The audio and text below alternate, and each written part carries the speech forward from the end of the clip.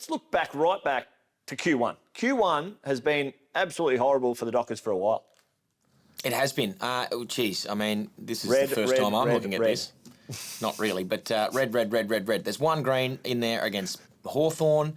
That is just embarrassing. You set yourself up for the start of the game, you G yourself up, you hype yourself up, and then you go out and lay an egg.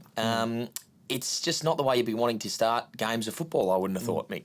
No, it isn't. And I suppose from a player's perspective, let's go to you from a player's perspective. You're not trying to lose the first quarter, but does it get in their head? Right now, is it mental?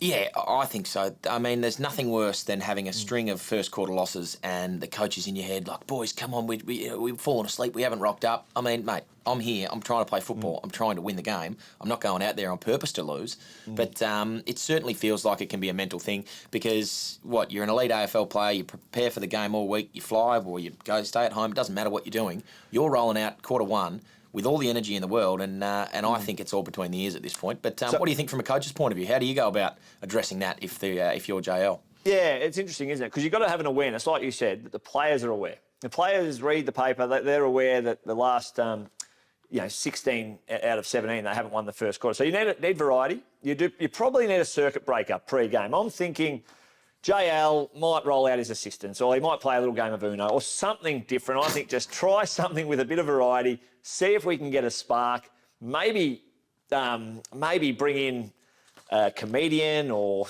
maybe bring your old man in his wedding outfit, because I heard he got married in the kilt. I'm going to labour on this point. Your old man got married in a kilt. You're going to get married in a kilt. I think that'd give the boys a bit of a buzz, because what it produced on the weekend was the biggest loss under JL as coach. They just looked uninspired and boring, like no real pressure on the footy, come forward to defend, put some heat on the ball. I'm just going to let Josh Kelly wheel onto his left and bomb one from 50.